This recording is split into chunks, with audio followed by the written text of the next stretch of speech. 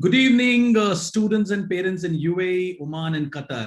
It's a great privilege for affairs exhibitions to be back here in your region. Unfortunately, we could not conduct our physical fair this year, but yes, through virtual fair, because this is the new normal. We are very much here with a virtual fair to interact with all of you and provide the best education opportunities back home in India. So thank you so much for all of you for joining this session. And we will be adding, I'm sure, great value, and we will try and interact and take questions so that the confusion or whatever queries you have can be answered very well by a distinguished and eminent panels which we have today. So today's session, it's on why a gap year in 2021 after class 12 could be a bad idea. And with that, we are also adding one other dimension is what strategies for course and university selections a student can follow. Now, the pandemic has brought about a plethora of changes in the way students and their parents have aligned their thought processes. Some criteria stare us in the face. The confusion and panic owing to delay in admissions, lack of complete information is driving some students after their boards to consider taking a gap year and taking a conscious career choice next year when they expect normalcy to return. Most traditional universities seems like continuing virtual lessons up to next year. This has led to more uncertainties in the minds of students and parents alike. Now, these questions need relevant directions and some appropriate answers. A gap year in 2021 after class 12, is it advisable or not? Are students and parents looking at gap year after a due consideration covering all the aspects or not? Is it a well-informed decision or a consideration in haste? So dear students, parents, and educators, I'm really pleased to introduce a very eminent panel, a distinguished line of speakers who would provide us the right directions, a way forward when it comes to question of taking a gap year or not. So let me welcome our first speaker, Shri Maheshwara Chaitanya, who's the chairman of BTech admissions at Amrita Vishwa Vidyapitha. Sir, thank you so much for providing, for attending this session and providing your time. It's simply grateful. We remain grateful to you for attending these sessions and guiding these students. Thank you very much, sir. The second speaker, what we have is Mr. Senthil Kumar, Senior Director, UPS Dehradun. Senthil, sir, warm wishes to you. Thank you so much for coming and attending this session.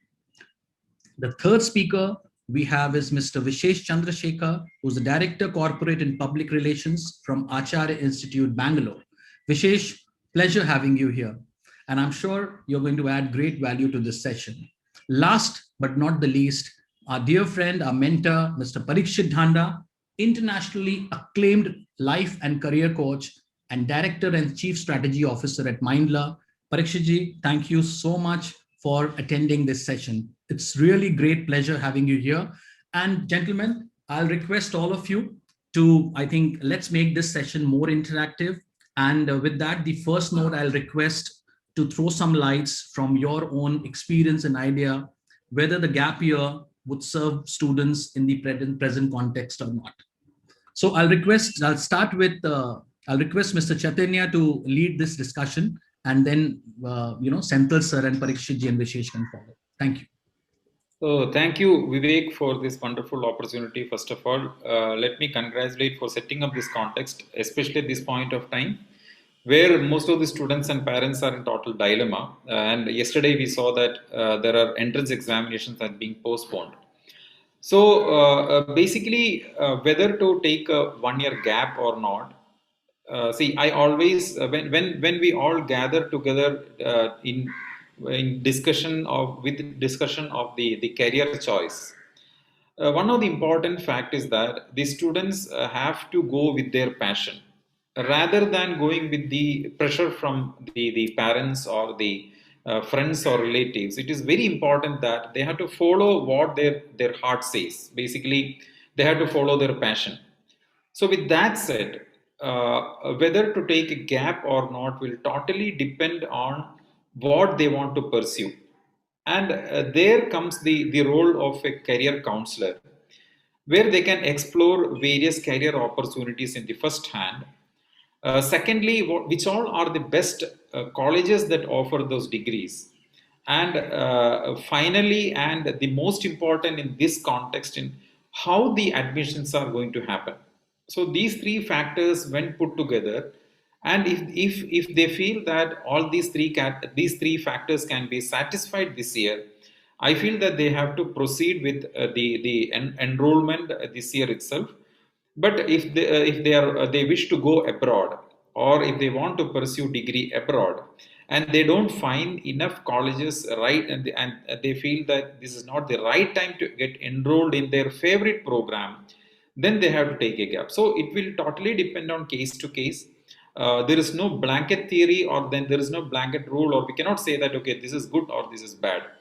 So predominantly it will depend on what they want to pursue.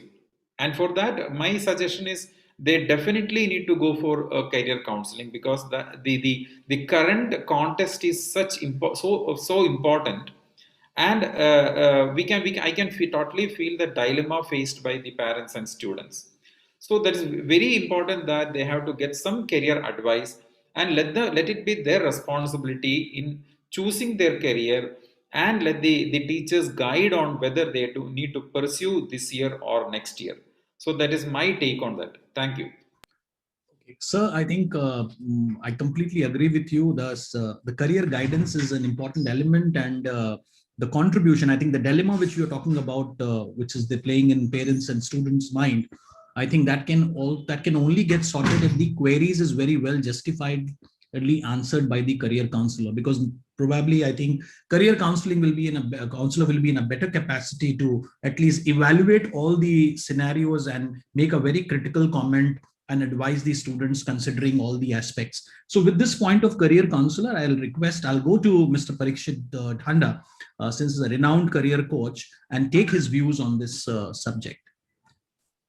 Thank you, Vivek. And thanks to Professor Chaitanya, Mr. Vishesh, and Mr. Senthil Kumar, my co-panelists. It's great to be, with all of you this evening.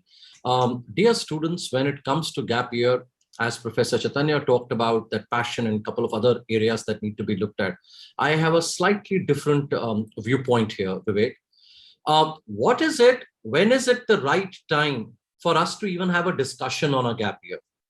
All right, let me share something. A lot of students, even when they go to their 11th or 12th class, especially 12th class, it's in their mind that we are already going to take a gap year. Okay, why? Because I am going to focus on XYZ, or this year I will only plan for 12th. Next year I'm going to apply for entrance exams. If you ask me, is that the right choice? No, that's not the right time for you to even have a discussion as far as gap year. So if just from a hypothetical perspective, if I were to still have a discussion, what is the right time? The right time is, I've written my 12th class board exam. I've taken all my entrance exams. I've applied to government, private, all well-balanced educational institutions. I've got results. I wanted to go to a college. I did not make it. I made it to a B college. And now I'm looking at what kind of programs, courses, choices, city, admission avenues. I've seen everything. And now in the month of July, August, September, October, whenever, everything has been taken care of. Now I still feel I haven't been able to make it to my dream institution, all right, or the dream entrance exam that I wanted to crack. I would still say, before you decide to give it a complete gap year, I am sorry, as a coach, I would still want a student to park himself or herself with a college institution. Number one, this is what my advice would be in normal days. And during the COVID era, if you are sitting without a college admission in your hand, I'm sorry, dear students, that is risky opportunity.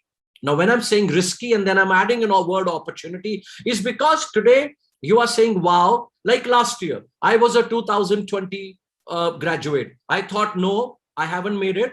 Let me wait for 2021. What happened? 2021, the struggle is even worse. Now I say, hold on, let me wait for 2022. Therefore, I am saying When I say gap year, I still mean having parked yourself with an institution, and then next year you can upgrade in case there is a possibility. My next is the last line I would say, and then I'd request my other panelists to contribute. It would be, there is a, we look at gap year in a slightly negative connotation, and that's what I'm saying. There has to be a lot of light thrown on this concept called gap year. Over to you, Vivek. Thank you, sir, for highlighting. I think you gave a straight solution. I think parking yourself safe, at least reserve your place, seat, enroll yourself in some of the colleges, matching your interest and choices, and then probably you can build it up as things progresses next year. I'll come to Senthil, sir. Senthil, sir, can you please present your viewpoint on this subject? Thanks, Vivek. A very good evening, parents and students from UAE. And it's a wonderful evening to discuss on a very important context. Normally, when it comes to career, it is a important decision. And right now, you are in a crossroad. First time you are migrating from yourself from a school education to higher education. That itself undergoes a lot of thought process, not only from your side, but also from the entire family and everyone in the close context as well. But taking a decision of dropping a year, I will not say gap year, I will say dropping a year. So there's a difference between a gap year and a drop year. I would call this as a drop. So when you follow an academic pattern, okay, so from class 1st to 12th, you don't break or a gap, okay. So you drop it. If you want on a serious situation, you drop it. Otherwise, it's a continuous flow of your knowledge accumulation from classes to happen. So you don't break, okay. Second, when it comes to, I also have a strong background on test prep. This is not the question which came in 2020 or 2021. Every single year, when a student is preparing for any top entrance examination, they would ask this question: should I drop a year? Okay, we as a not only just as an education administrators, as a hat of a career counselor, we don't suggest dropping a year. Okay, on two notes, important two notes.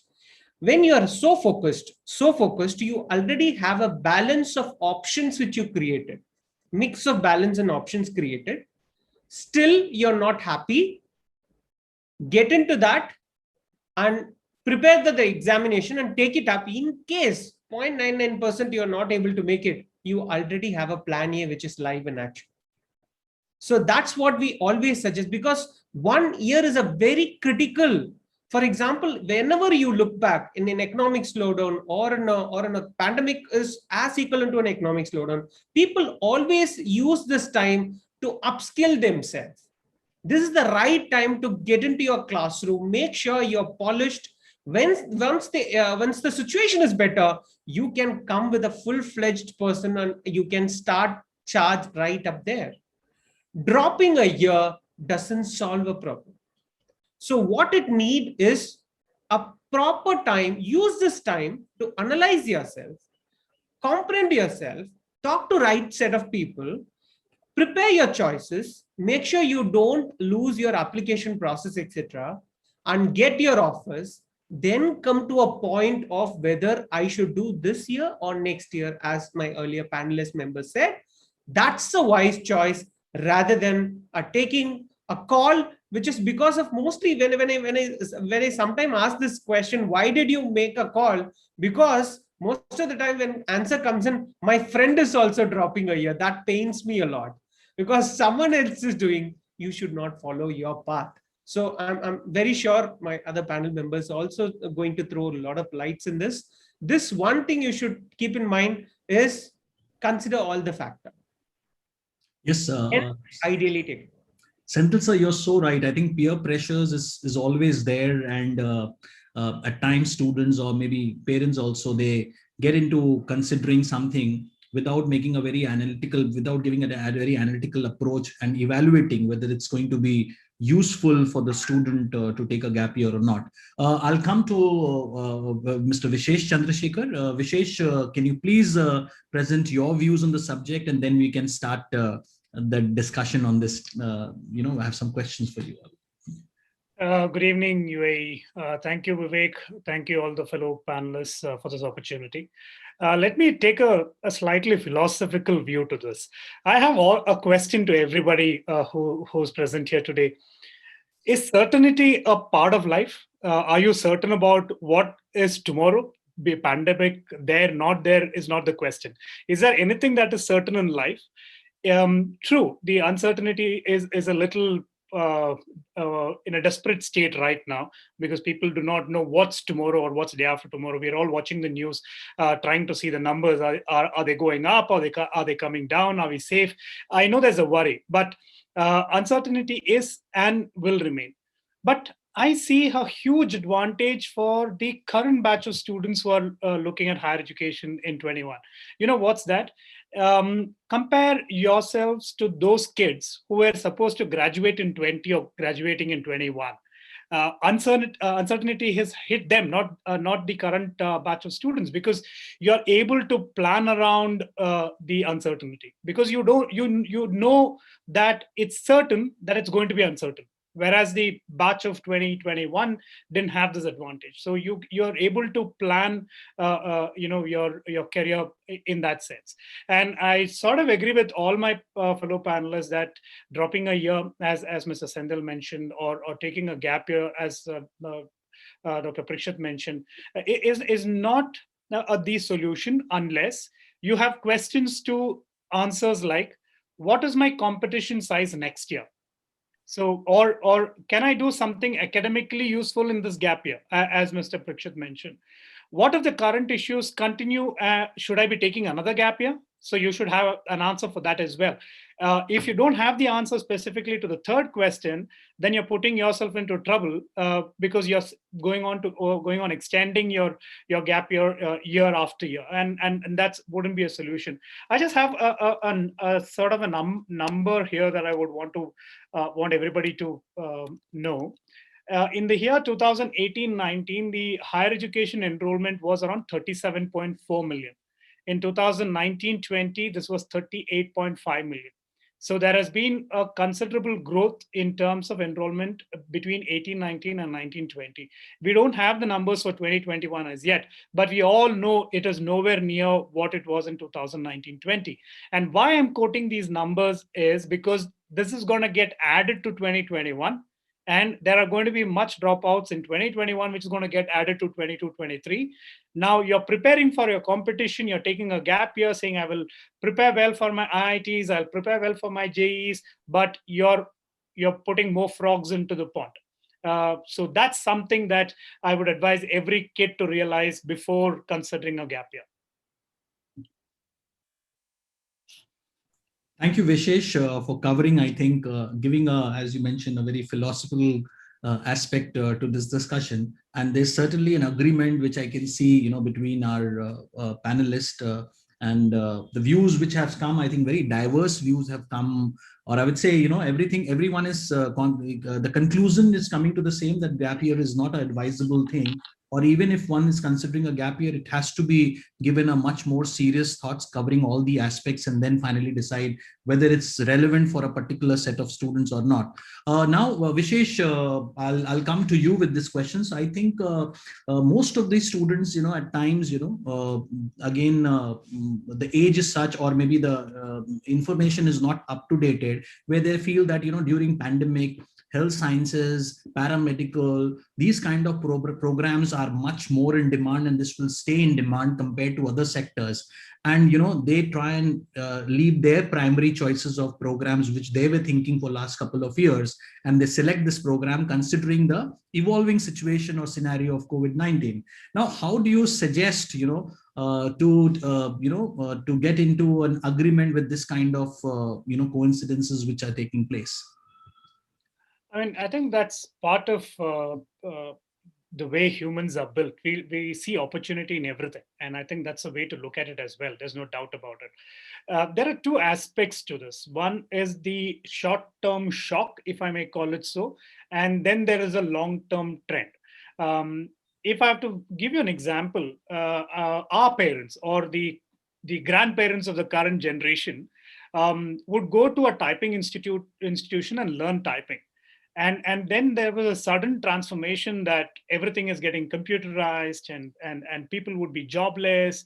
But people saw opportunity in that. People didn't stop to learn typing because they said, this is a skill set. This is a skill set that will take me somewhere.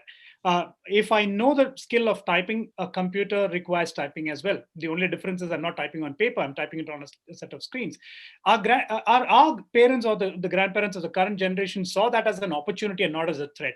And it's the same in the current scenario as well. There is a huge opportunity for healthcare, no doubt about it. But that doesn't mean that I give up my passion or my skill area that I'm interested in and give up what I want to lead my life into, rather choose because, as Dr. Senthil was mentioning earlier, that because of peer pressure, I follow what my friends are doing. I want to be an aeronautical engineer. Still be an aeronautical engineer. You are developing a skill, and if your skills are good, you will build a career. It doesn't matter how the economics are, how the job markets are, because if you are good with your skill set, you will definitely go ahead and find a career prospect in that. I don't deny that there is, yes, a transition or a lot of funds that are getting into building careers around healthcare world over. There is an indicator to that, but that doesn't mean that I would compromise what I want to do just because there is a career opportunity in healthcare. But if I am interested in healthcare and I would want to serve the society, treating people or be a pharmacologist or an allied health practitioner, then yes, I would probably spend some time, and as Dr. Prakshit mentioned, go to a career counselor and understand what are the avenues that are available where I could probably fit in. Because healthcare is not a small subject; it's vast. It's as big as an ocean. It's not just MBBS dental education. So if somebody can probably guide the students in understanding what exactly they want to do, understand that as an opportunity, I think they can live their life and live their dream rather. Thanks, Vishesh. I think you covered this answer so well. I'll come to Parikshit ji. Parikshit ji, since we have been doing exhibitions, these Study in India show in UAE, Qatar, and Oman for last so many years. And the best thing, what we always notice, the collaboration and the way it's very inclusive decision which is taking the family. The parents take a discuss with the students, and it's a very collaborative kind of effort which we have always noticed. I think the 95% of the footfall in our fair, Vishesh and Senthil sir will agree, are always accompanied by students, are accompanied by parents. That usually you will not find in many other countries where we travel together. So coming to this point now, I think an advisory or some great line of suggestions or advice as a career counselor for the parents, what would you like to advise them, especially for to the parents? Parikshit ji. I mean, this in itself would require a 1 hour webinar. However, I'll try. Why? Because my request to parents will be, and I say this with utmost sincerity, there is, when we talk about a generational gap, okay, and between the student and the parent, this is not generational, it is generations gap, okay. So therefore, many of these careers, imagine a student going up to his parents and saying, I want to make a career, I want to be a stand-up comedian, or I want to be a bungee jumper, or I want to be a skydiver, Instagram specialist, I want to look at gaming as a career. Suddenly, as Vishesh used that word, it will be not like a career shock, it will be a cultural shock also for many parents as to what are you suggesting and what kind of careers are these. We don't even know this, right? I mean, imagine telling a lot of parents that communication design is a career, or UI UX. Now suddenly, imagine many parents may not even know the full form of UI and UX. And then to think. So therefore, my suggestion to parents will be, number one, Number one, you have to have tons of conversations with your students. Very important. Career guidance will come later. First is conversations. Give them that space to talk about their likes, dislikes, their passion, their interest, their aptitude. And it cannot just be seen from one standpoint, and that is called marks. No way. That's also an important criteria, but one of the criteria. Next is what kind of competitive talent these students possess. Please, now whether that's art, music, games, whether it's coding, programming, whether they are looking at, having a startup, whatever they are looking at, instead of shooting their ideas down, there should be, when I say collaboration, meaning at least let's say, hey, why don't you tell us about this? Why don't you talk about it? Why don't you research more about it? Now, the moment you give them that space, that means now these students would say, wow, I can have more conversation. That's the second one. Third, very important stakeholders, student, teachers, and career guidance experts. If you feel you do not have the wherewithal to kind of channelize their energy, please, this is high time in this age, you need to involve proper experts. Like, for example, if I want to have a behavior modification, or if I'm struggling with certain areas, you would go to, right? Just like you would go to doctors, you would go to coaches. So therefore, career guidance needs to be given its due. And the last thing is that instead of saying it's my way or the highway, what these conversations will do is, it's like, it will also be very informative for parents. They will also get to learn where the world is going, and together they'll be able to take important decisions. And they will also know that what their kids are wanting to, what they aspire to do. Instead of just saying, listen, Parikshit, I know my son or daughter more than you. Absolutely, with due respect, you know them. But please understand, we are not claiming that we know them. It's just that we are going to give our best expertise or the analytical advice, as you talked about. So that's where I would like to say, parents, we need you to play a very important role in your students' career decision making. Thank you so much, Parikshit ji, for your very genuine advice right from your heart and mind too. I'll request all the attendees, whether your parents, students, and educators, you may please put your questions. You'll find the Q&A button, which is there at the bottom of your screen. If you'll put your questions there, we'll get those questions, and I will put those questions forward to a panelist so that you can get some answers. Now, coming to Professor Chaitanya, a lot of changes are taking place now in terms of admission policies, criteria, entrance exams, and I should say, it has taken place over the last from 2021 and 2020 and 2021. So can you specify some other major changes which your institutions or overall institutions in India have gone through, in terms of admission policies, criteria, entrance exam, scholarships, and many more such things? Yes, Vivek, of course. So, as Parikshit said, 2021 is maybe an extension of 2020. What scenario we observed and we have already witnessed. In 2020, at least till March, there were classes and the students were there in schools. And after that, we took a very long gap. And even now, it is the same condition as we experienced last year. So last year, we went for ranking with entrance mark as well as the +2 marks. But this year, I don't think that will happen. And we have already conducted several phases of entrance examinations to make sure that the students are given enough chances to improve their marks. So what we did was we conducted 3 phases already, and phase 4 is again coming up, where there's a room for them to improve. So somebody who already wrote in phase 1, they can improve in phase 2 or phase 3. And now the CBSE results and most of the state board results are yet to come out. They can try for the final phase. And I believe that most of the institutions are going with the same route. They may be considering the board marks as only as part of eligibility criteria.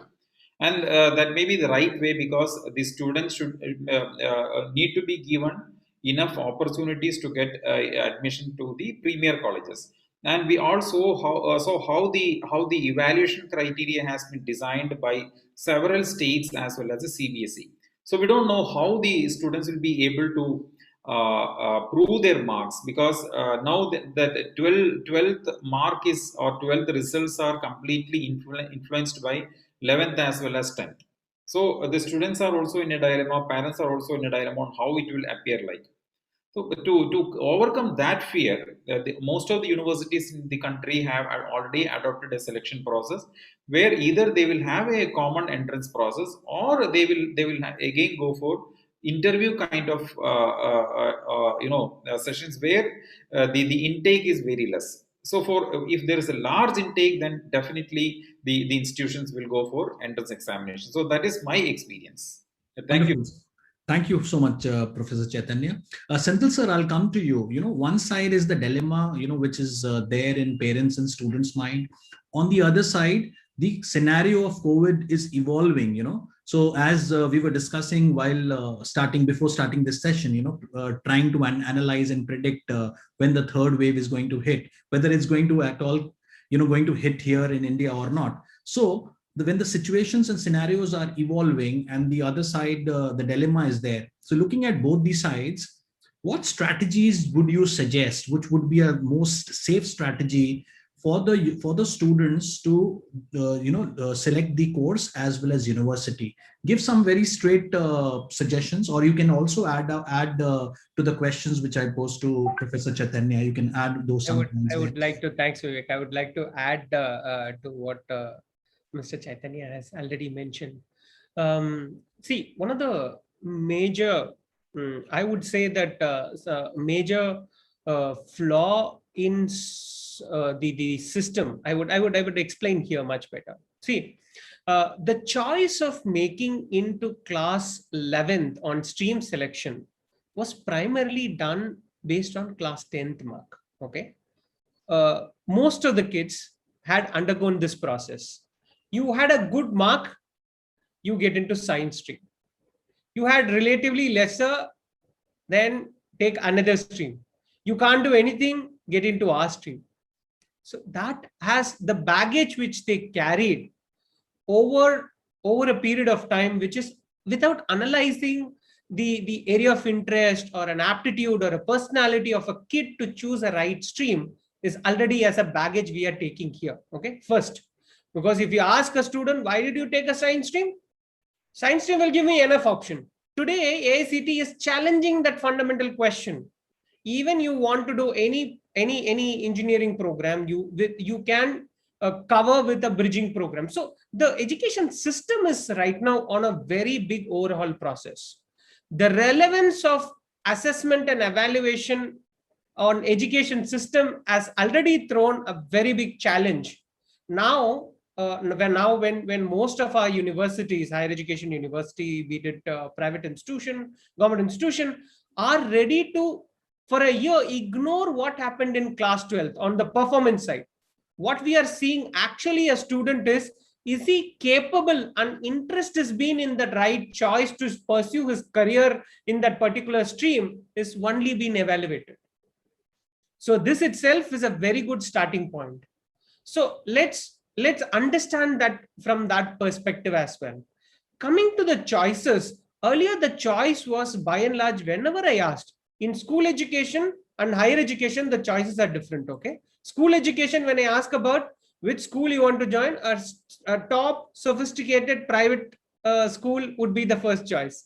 When come to higher education, government institution is the first choice. I don't know why that's been a first choice, but now post the pandemic, the divide has been very clear.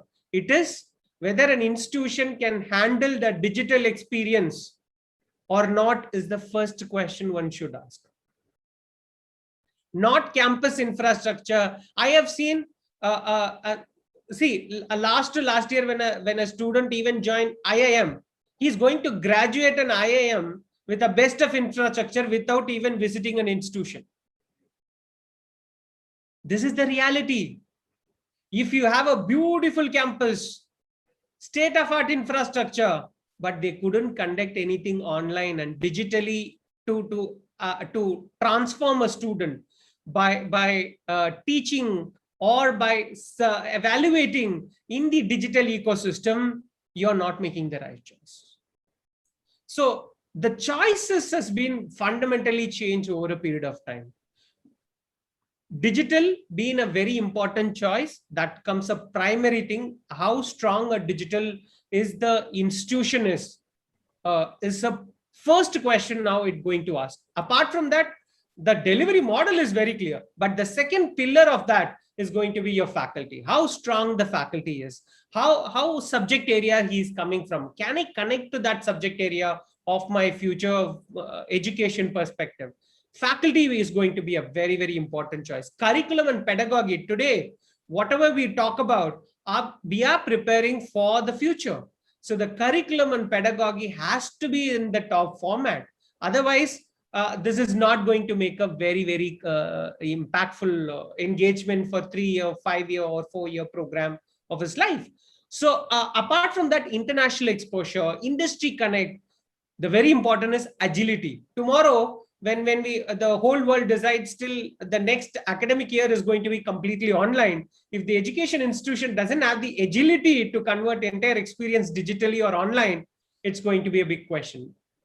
Another important factor is how I'm going to be futurely prepared ready. One of the point which Vishesh clearly made, I really agree to the core on that particular point, is when we ask that question, is I making an influenced choice or looking at opportunity today? I'm sure with the amount of disruption happening in the technology side, with the whole world is seeing, a student at the age of 30 is going to make minimum 3 career choices.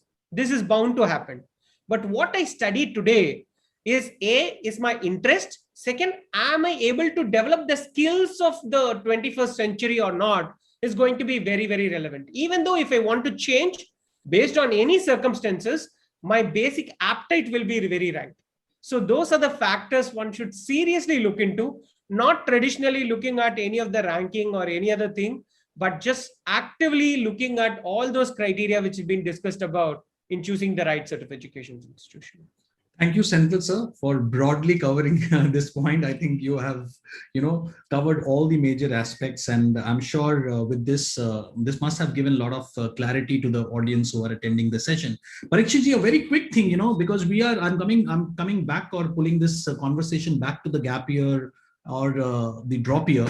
Now, according to you, because you have been interacting with so many students, even in UAE, UAE and Oman and Qatar. While engaging, can you figure out and just tell me, or if you are aware, that what are the main reasons for the students why they're looking at a gap or a drop year, especially in this part of the world? If I can, thanks Vivek. If I can share 2-3 points. Number one is lack of awareness. All right, and I have talked about it on maybe thousands of forums. First is lack of awareness. Second is lack of career guidance. Third is timing. And I'll quickly tell you what are these 3 things. When you say lack of awareness, very simple. I have picked up my subjects. I only know 2-3 career choices or 2-3 undergrad possibilities. I don't know, as when you ask that question to our other panelists, Vishesh, that, when you say health sciences, now imagine health sciences, he will suddenly pull out 40, 50, 60 undergrad options within that domain. So number one is lack of awareness. Number two, when I say, let me first tell you the timing. Now, when do you decide about these career options? You decide in class 11th or class 12th. But when do they decide to talk about their career? Once 12th is over. No, I'm sorry. Once you put that pressure, 12th is over. Now suddenly you'll be making those choices. Whereas 11th is the right class max. So even if you've not done it in 11th, at least by the moment you enter 12th, you should be thinking about next. Lack of career guidance. Why? I am saying I'm going with plan A. Excuse me. How can you go with plan A when there are 15 lakh, 20 lakh students going with the same plan A, and you have 10,000, 11,000 seats? I mean, look at about 60,000 medical seats in the entire country, and you are saying 16 lakh students writing the exam. I mean, what about the other 15 lakh students? Where are they going? So therefore, plan A, I'm sorry, I've said it so many times, plan B, alternative planning. If this happens, great. If this doesn't happen, I have a plan B. So therefore, all these things, Vivek, they have to do this in class 11th, worst case class 12th. You cannot leave it till the last minute. And that's why when you leave it till the last minute, you finish your 12th class, or definitely there will be talks about gap year, drop year, whatever. But if you've done this in a proper, logical, scientific way, I can tell you this whole talk of a gap year will literally disappear. Over to you. Thank you so much, Parikshit ji. Vishesh, would like to add some points here, which Parikshit ji has covered. A couple of things. One is to agree with what Mr. Sendil mentioned, and probably draw a tangent in terms of what the students are looking at. I couldn't agree more in the sense that parents and students should be looking at the digital infrastructure of an institution before choosing. But a small point that I want to add, probably I look young, but I'm of this old school thought, I guess, that students having a physical presence on campus is very important, because doing an add-on certification online is very different from your on-campus learning. So at some point of time, the student will have to be present on campus, and I would probably say hybrid learning is the way forward. So you would have a certain amount of physical classes, practical learning that happens on campus, and probably a large amount of your theoretical lessons which would happen online. And this is the new norm. It is going to stay, pandemic or not, COVID-19 2021 or not, this is going to stay. Hybrid learning is probably the future, and I'm not one of the very few now. I think I'm one of the very belonging to a large group of people who probably advocate this thought. That is one. The second aspect is, as what Dr. Parikshit mentioned, the only thing I would reiterate here is for the student, rather than trying to choose a career, I would rather ask them to choose a skill set that they want to have. Do I want to become an engineer? What engineering that I would like to do? Don't plan that I'm going to be working for Ferrari designing cars. Don't think that far ahead. Can I get a skill in drawing, maybe designing a car using a 3D modeling software? That's a skill set. Let them start from that young, because once you grow into that particular skill set, you will probably develop an area where you will be successful in life. And as earlier Mr. Parikshit mentioned, the career options are so many today that even I think every second day the career counselors have to update in terms of what is happening with the career options. So for a parent to sit back and say engineering, medicine, law, dental, and probably a couple more, and say choose from this, I think has to stop. Please listen to the kids. Develop their thought processes, give them suggestions, and I think suggestions has to be probably in terms of how to lead life rather than choosing a career. And I think both together will help them build a better career. That's what I have to say. Thank you, Vishesh. I think I always, look at your answers, and your perspectives are very different. And some part always, I'm always synced with your philosophical, point of view, which you always highlight in your answers, which are very much realistic in this present time.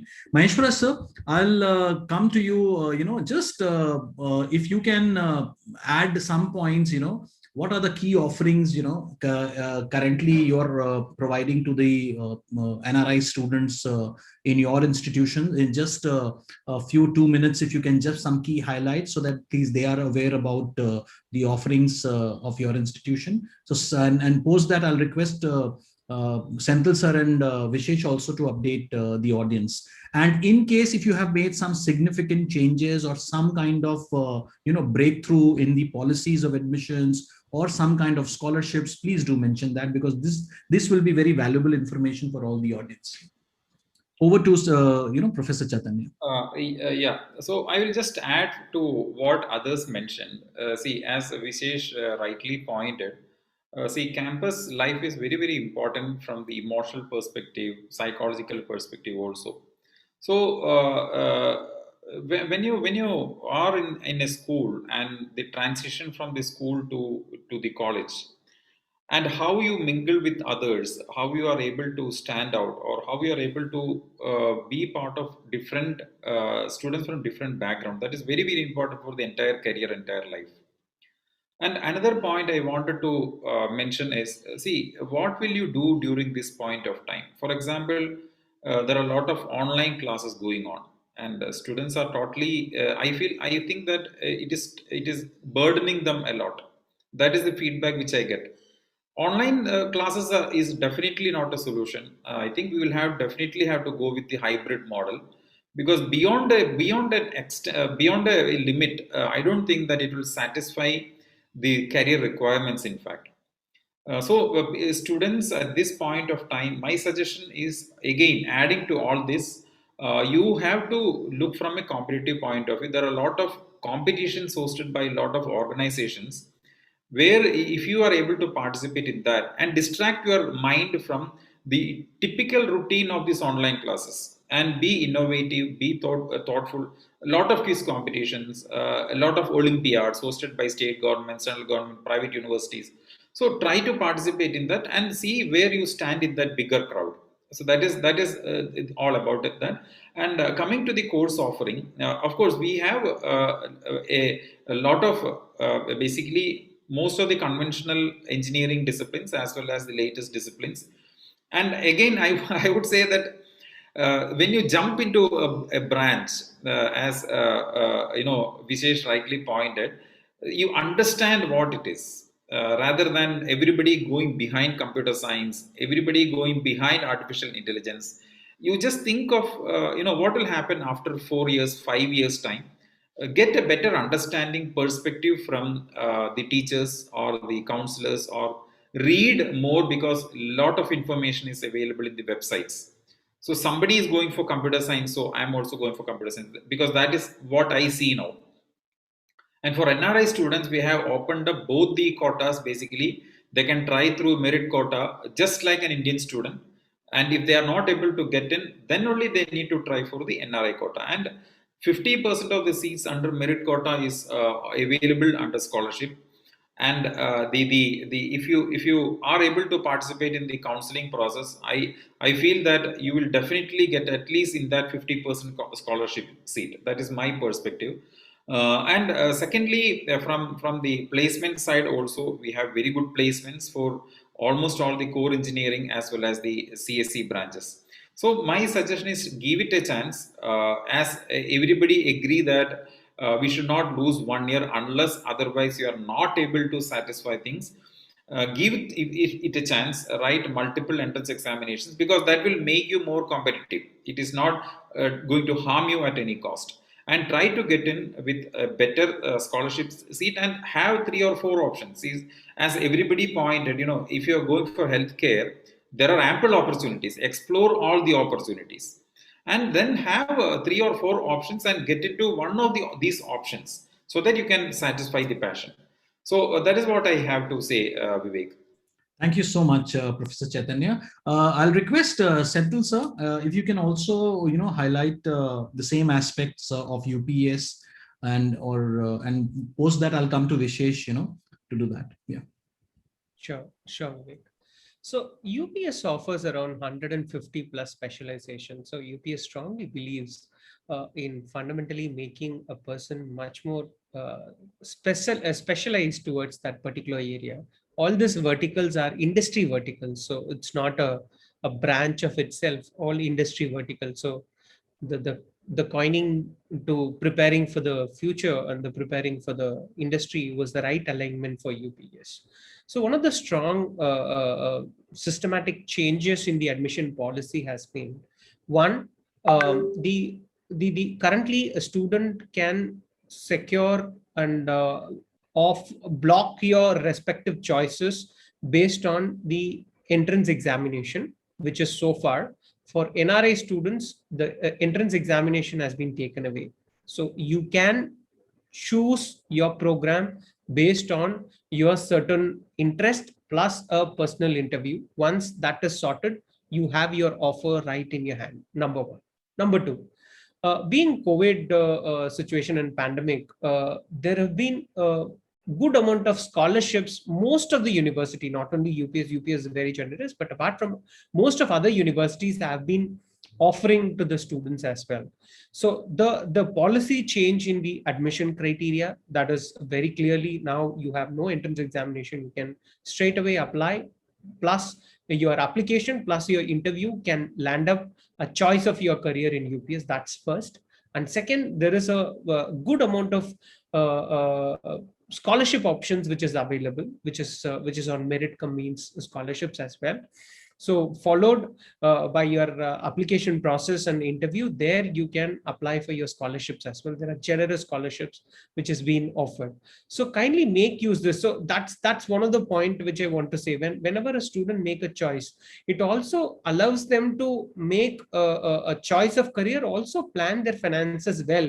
If you apply the scholarship very well, because that is one key thing most of the student misses.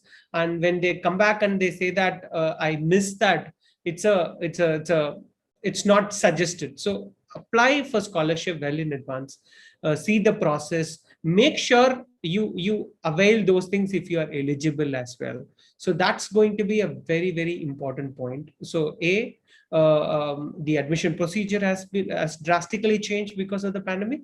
B, there is a good amount of scholarship which you can pick up if you're a right deserving candidate. Thank you, Vivek. Thank you, Senthil sir. Over to you, Vishesh, please. Thanks, Vivek. A couple of things. Acharya is also following a similar system this year where we do not have entrance examinations for students outside the country. So basically, you go onto our website, acharya.ac.in, select the program. We offer close to around 120 programs in the areas of engineering, management, healthcare, art, science, design, etc. Once you fill up the application, upload your grade 10, grade 11 scores, because the grade 12 scores are not yet out, basis which you will be shortlisted, called for an interview, and an offer is made. We currently are not giving out scholarships because we are waiting for the entire applications to close, after which a merit list would be made and scholarships would be offered, because Acharya offers only merit scholarships. So basis which the top 10% of the students would be given certain amount of scholarships for academic, and we have the other scholarships as well. Coming to the most important aspect, as we were speaking, Government of Karnataka has just announced that the physical classes for all colleges in Karnataka will be effectively opened immediately for all healthcare programs, and the following week for all the other programs as well. So as a part of this initiative, from the 1st of July, every faculty member, every employee of the higher education system across the state have been going through a vaccination process. Now it's a mandate for anybody entering the campus to be at least vaccinated once.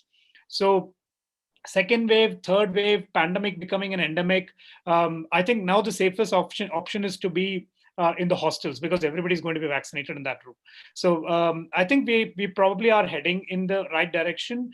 Touch wood, I don't want to be too early to say this, but come December, come Jan, I think we are looking at a full-fledged academic year on campus, at least in Karnataka, if things go the way it is being planned. So I think that sort of helps the parents also to take a decision, telling that, okay, things are going in the right way. So can I make plans to be actually being at a campus physically and studying? So probably these decisions will help.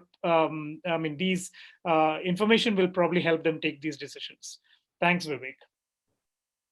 Thank you very much, Vishesh. I'll request, to all the panelists, because I think we have covered almost all the questions. We have got some questions, but it's pertaining to little medical colleges, and you can see in the chat that the cost of the university's courses, so that we will take care of these questions separately, because not really pertaining to this topic which we are discussing. So I'll request all the panelists to make a just 1 minute key remarks or a closing remarks, or which can be a piece of advice to the students or the parents, or about your final line of suggestion to the audience. We'll start with Maheshwara sir.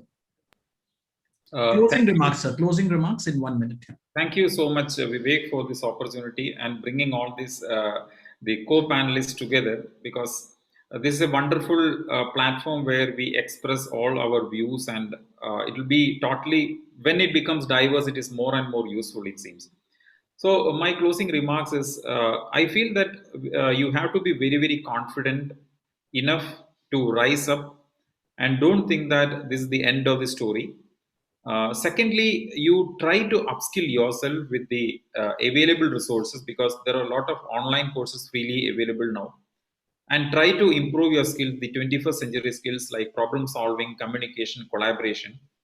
Whenever you enter into any degree, any higher education degree, technology is going to be the most important fact. So try to find out how technology can impact your career, because we see that a lot of jobs are being replaced by machines. Humans are being replaced by machines. So understand how you can contribute from that view. That is more critical and important when you look forward for the next 10 to 20 years time. So thanks a lot. Thanks for the patient listening in this evening today. Thank you. Thank you very much, sir. Mr. Senthil Kumar, please. Yeah, Vivek, again, my 30-second I'll use for the parents. So one of the most confused apart from student is parent. So I want to take a 30 seconds here. Don't panic, first of all. Okay, so your son, your daughters are going to have a very, very secured future. Whatever even they make a choices of today, even they switch their career, they're going to succeed in life. So not to worry on that, because success is a very different parameter. So don't put your pressure on them first. Second, whenever I interact with the students and parents together, 90% of question comes from parent, because they are writing class 10th examination together, 12th examination together, college admission together. Okay, so for some period of time, you should allow a student should come and ask questions, allow them to comprehend and understand the path they are taking in. You are going to support them, but you are not going to follow the path for your students. So allow that space and time for them to evolve and come into that consensus, understand in the broader spectrum as well. Second, to the student, see, when we have an option to bargain and make our choices very clear, which mobile I need, which laptop I need, on the same context, you should put your points very clearly on why you're choosing this choice, why you're choosing this career, why you're choosing this institution very clearly. Lack of communication is one of the biggest thing when the decision-making process and consensus are not being arrived in a proper way. If you can able to put up your thoughts very clearly to your parents, they will get much more confidence in your decision-making ability. See, create that space to have that healthy conversation at home. Do that. This is a wonderful time. Pick up that conversation and make it very clear why you want to do, how you want to do, what you want to do. If these three things are sorted, your parents are the first person to back you up. So they are not the very different person. Your success is their success. Understand that. So if these two things are sorted, then comes the third perspective. While you take any choice, have an informed choice. Don't go with any peer pressure or someone else is making your choice. Okay, relatives making, friends making. I would reiterate on the point, because most of the time when I ask this question, the choices are not there. these are inferred choices. I don't want a choices on higher education to be inferred choice. Higher education is much more a personalized education for you. So make that informed choice, run through, speak to people, do a lot of things. When you buy a mobile, you do a lot of research on it. While you choose a program, when you choose a career, do those things. And there are right set of people like career counselors and eminent people in this space to go around and have a conversation to arrive that conclusion. I'm sure you're all going to do well. With that, best wishes. Thank you very much. Thank you. Thank you, Senthil sir. Vishesh, please, your closing comment. Okay, I'll keep it short and sweet. Three things that I would want all of you to probably ask yourselves. One, please, is this an opportunity or a threat? Convince yourself with that particular question first. Second, what is that skill set that I want to have in the next 10, 15 years down the line? Third, do I have the aptitude to attain that particular skill? I think if you're clear with these three things, you'll build a fantastic future for yourselves. Parents, children, just relax, as Dr. Senthil mentioned. Look at this as an opportunity, and don't freak out on it. Probably sleep over it. And Vivek, I think we've had enough online sessions. I think next year, inshallah, we will be in UAE talking to the parents. Absolutely, Vishesh, you're right. So let's first have the last word or the last sentence from Mr. Parikshit Dhanda.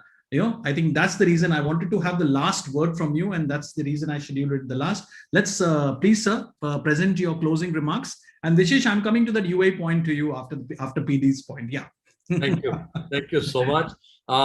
Dear students and parents, and this is just a very simple message for students. Students, please understand there is very simple thing called 24 hours in a day. 8 hours we sleep, 16 hours per day, each one of you, all of you have to make a difference to your lives and to the lives of others. All right. Now, in those 16 hours, each day, what you do, whether you watch Netflix or Amazon or other platforms, or you play video games, or you sleep, or you eat, or you distract yourself with 1,000 other things, or you study, you bond with your family, you spend time on your emotional well-being, physical well-being. Each one of you has a gift of 16 hours every day. And let me tell you, if you just manage your hours each day, week will take care, and automatically month and a year will manage on their own without any stress whatsoever. Please manage your 16 hours effectively. Thank you so much. Such a beautiful manner. I think even I'll try and follow that from today itself. Thank you so much, Parikshitji. I think the best thing about having you all together, it's not a very formal kind of discussion. It's like a heart-to-heart conversation, which we all sit together and we do with our audience, which are from UAE, Oman, and Qatar. So thank you so much for all the esteemed, distinguished panelists. You're a part of the fraternity, you're part of Affairs family, and all of you have made this session a very special. And my acknowledgement and a line of appreciation to all the parents and students attending this session. The recording of the session will be available on our Facebook page, which is Study in India and Expo. Please, if you have liked it, you can comment, put your questions, you can share as well, so that more number of students and families can go through the videos. And please feel free to write to us. We will connect you to different universities in case you have some queries. We are acting as an enabler in connecting the parents community, the students community, as well as the education fraternity. We are bridging the gap. Feel free for assistance. We are readily available to answer each and every questions which you have. So gentlemen, thank you so much. My greatest pleasure, my sincere appreciation and acknowledgement to Professor Chaitanya, Parikshitji, Vishesh, my dear friend, and Senthil sir. You have been so kind, so grateful to all of you for making this session a really worthwhile one. Thank you so much, sir. Thank you. Pleasure is ours.